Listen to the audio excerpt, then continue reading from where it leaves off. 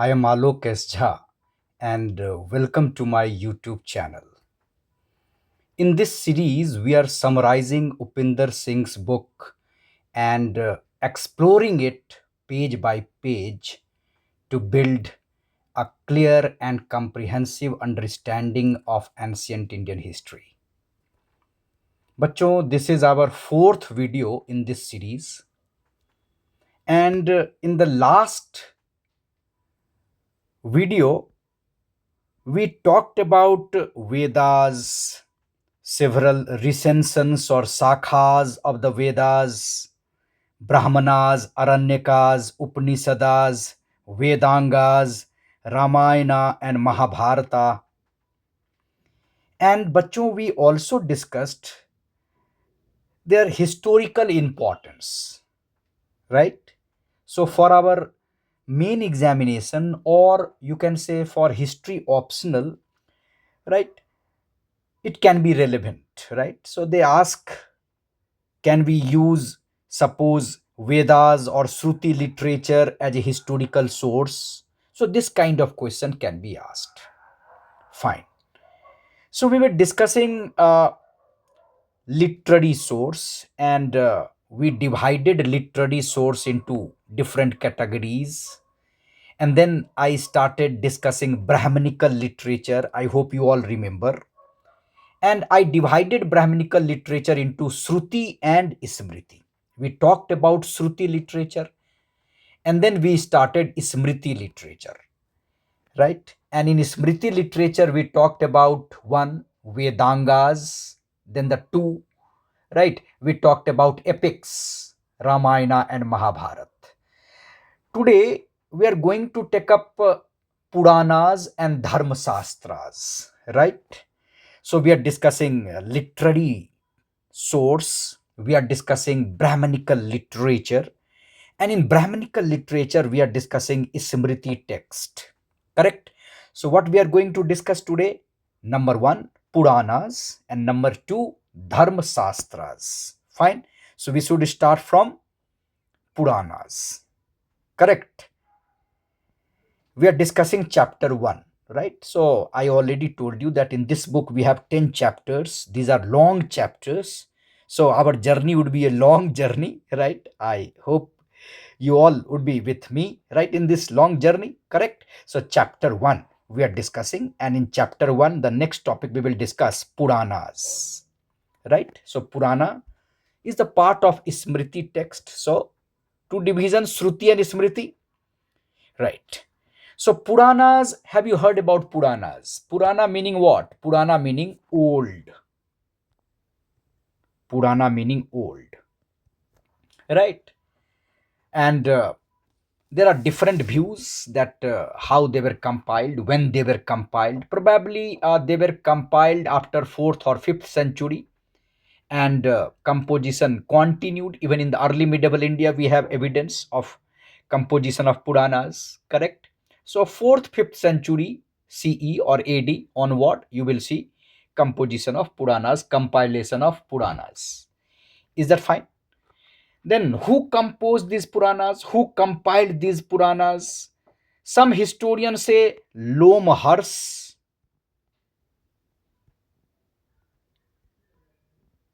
or his son Ugrasrava, or his son Ugrasrava.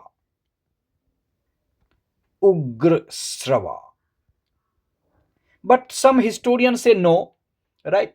It was composed by Vyas. Remember this, it was composed by Vyas. Some historian they say that it was composed by Vyas. So Upinder Singh also suggested that Puranas were composed by Vyas. This you have to remember, composed by Vyas. Lomahars and Ugrasrava is also there, but for Upinder Singh, right, they were composed by Vyas. This you have to remember. And according to Upinder Singh, there were 18 Mahapuranas, and then there were many, right, Upapuranas or secondary Puranas. Are you getting it? So according to Upinder Singh, there were 18 Mahapuranas, and then there were many Up Puranas, or secondary Puranas. So 18 Mahapuranas. So what all 18 Mahapuranas Upinder Singh mentioned? 18 Mahapuranas. Can you see that? 18 Mahapuranas. Vishnu Puran, Narad Puran, Bhagavat Puran, Garud Puran, Padma Puran, Varah, Mats. Mats is considered as oldest. Kurma, Ling, Shiva Puran, Skanda Puran, Agni Puran, right? So for right, society and other aspect of ancient India, Agni Puran is relevant. Brahmand Puran, Brahma, Brahma Vivart Puran, Markand Puran, right? Bhavishya Puran, Vaman Puran, Brahma Puran. These are 18 Puranas, called Mahapuranas. Traditionally, these are accepted as right main Puranas. Rest are Up-Puranas or secondary Puranas, right? So there is a list 18 Mahapuranas, right, given in the Upinder Singh's book. Fine. Now, next thing what you have to remember that what it contains. Puranas, why it is important, what all it contains, right? It is not only a religious literature, right? You will see that it contains many things which is not purely religious. In that context, it also suggests some secular thing, correct? So there are five topics related to Puranas, what you call Panch Lakshanas.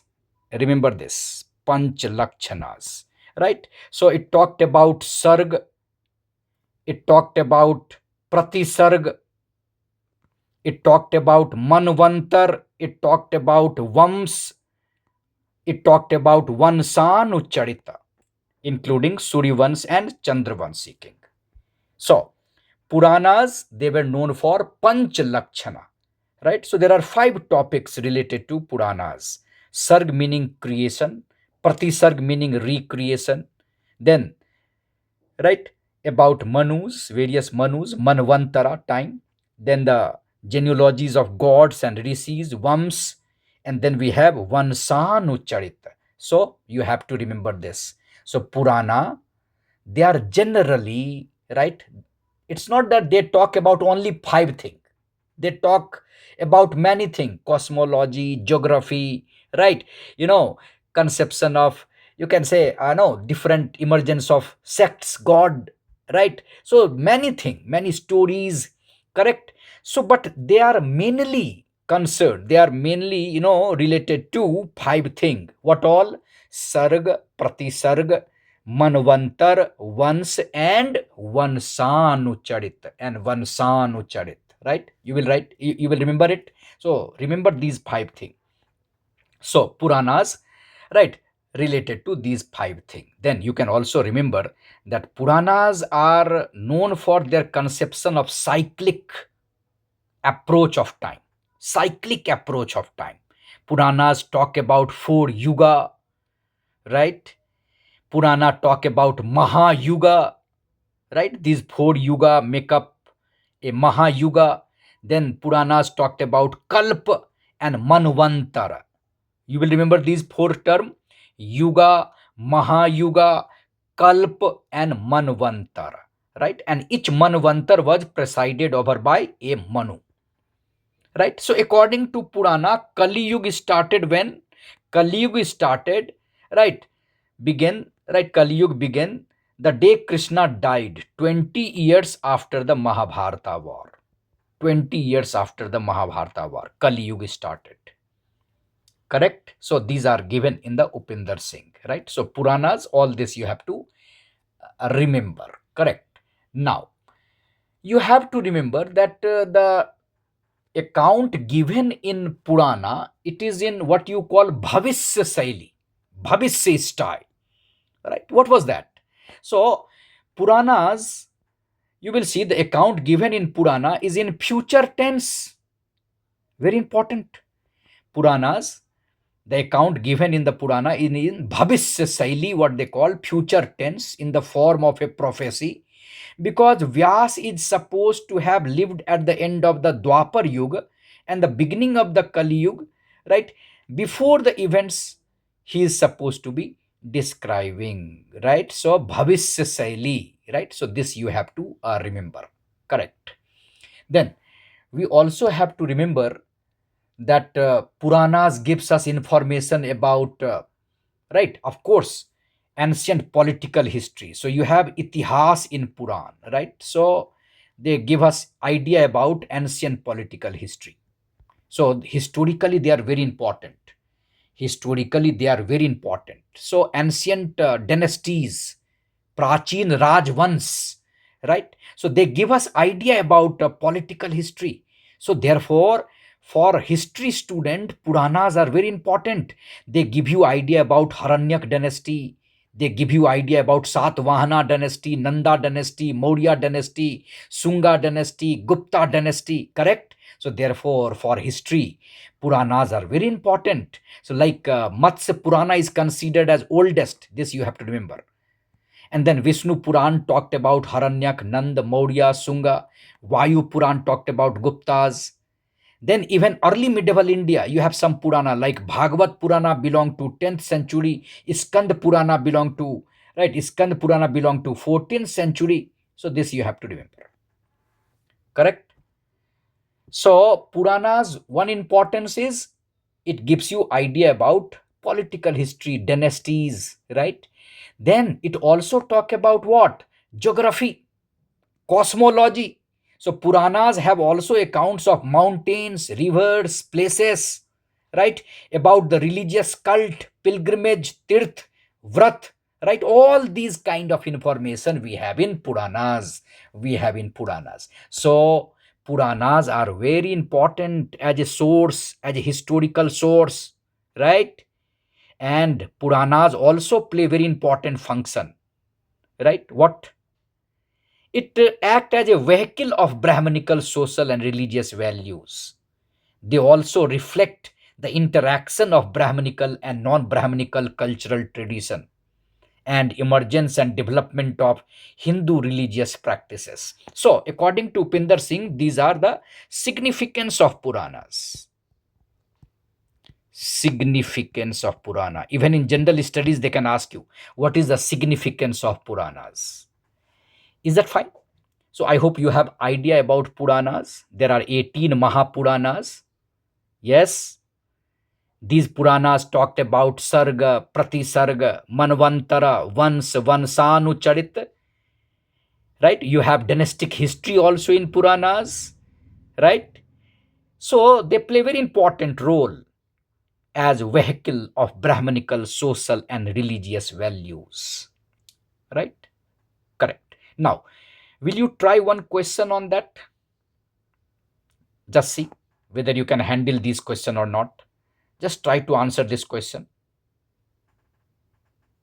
In the context of the Puranas in ancient Indian literature, consider the following statement. There are four statements. You have to choose which of the statement given above are correct. Right? So Puranas deal with cosmology, genealogies of kings, dynasties, religious tradition, and accounts of creation and destruction. The Puranas provide uninterrupted and chronologically accurate account of Indian history. The Puranas or the Puranic genealogies are particularly useful for reconstructing aspect of political history of the post-Mauryan and early medieval period. The traditional classification recognizes 18 Mahapuranas. So these statements are right or wrong? Please answer, है ना? Answer this question in the comment section. And your answer, your active participation will motivate me. Correct? So participate, right? So it's a long journey, right? So we will continue this journey. Correct? Fine. So we talked about Puranas. Now come to the second, right? Dharmashastras, right? So give the heading Dharmashastras. Dharmashastras. Have you heard about Dharmashastra? Dharma. Dharmashastra talked about dharma. So what is dharma? It talked about dharma, shastra, right? So what is dharma? Dharma, we generally have a, right, wrong meaning of dharma. So Sanskrit word dharma, which is derived from the root dhri,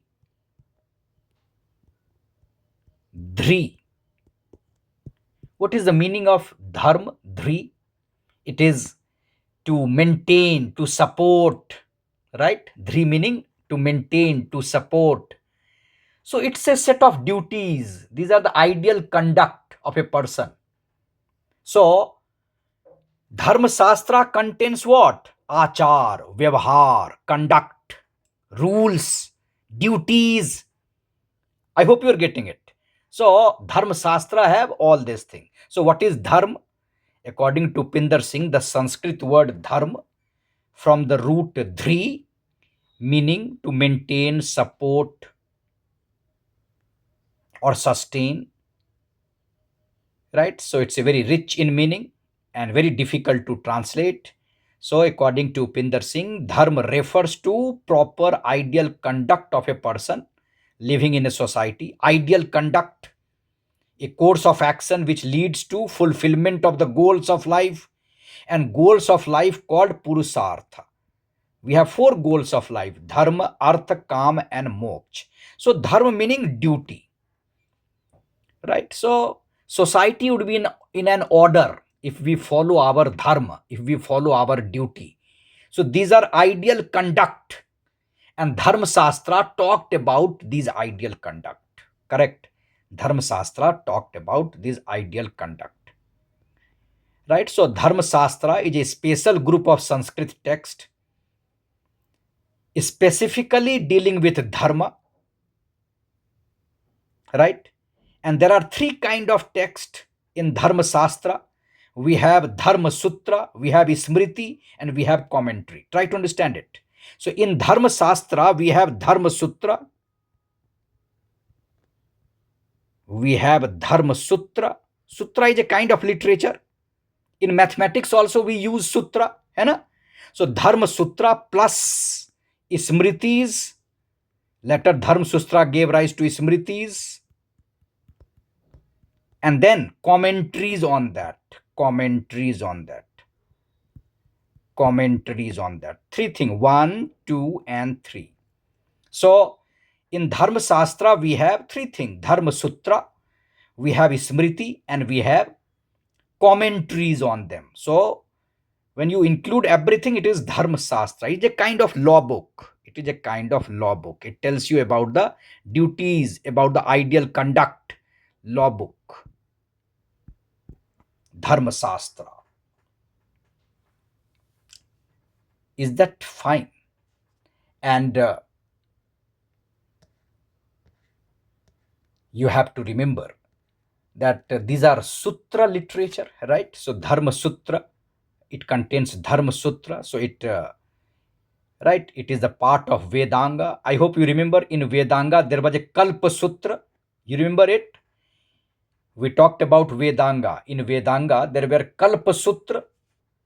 And Kalp Sutra is divided into three: Srauta Sutra, Grih Sutra, and Dharma Sutra.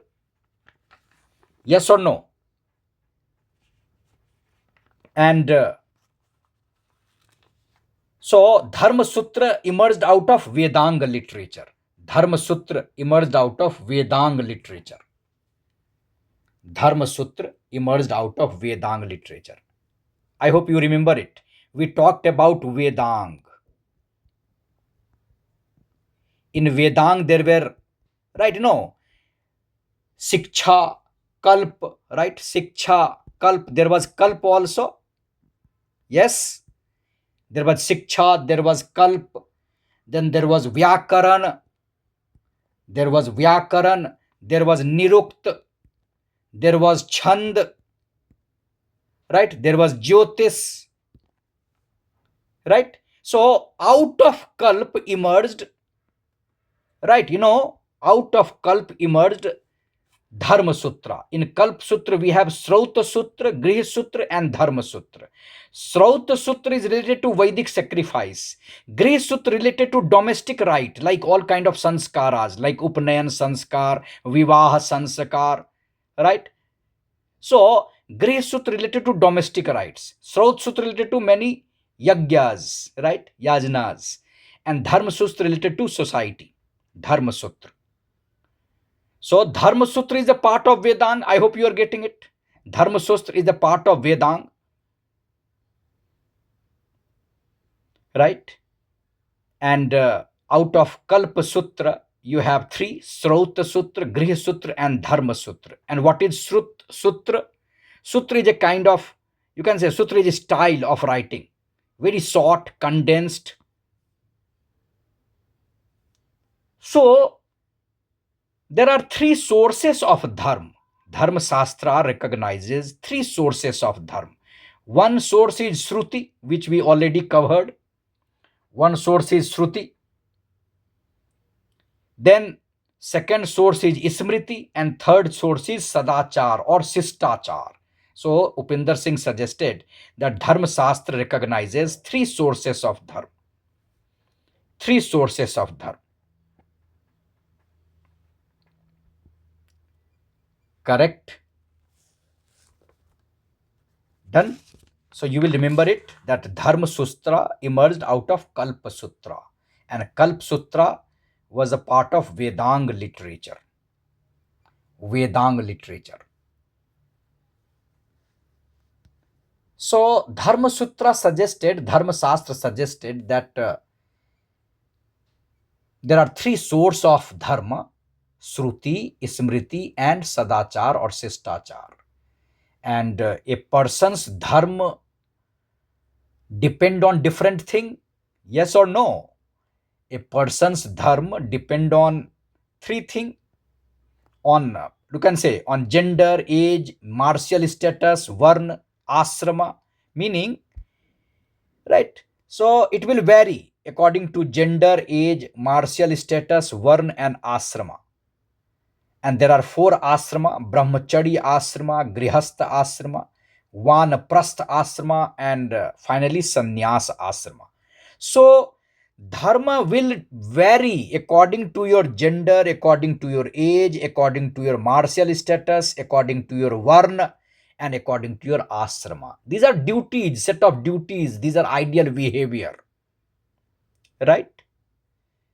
So, Dharma Shastra, we have all these ideal things, all these rules. So, these Dharma Shastra are normative. Remember this. These Dharma Shastra are normative and prescriptive. They talk about the way things should be. Normative and prescriptive. They talk about the way things should be. And we have many example of Dharma Shastra, like and Dharma Shastra, right, gave rise to many smritis. So we have many smritis. Very popular smriti is Manu Smriti, which is popularly called Manav Dharma Shastra, which was composed in Sunga period. Yes, I hope you remember it.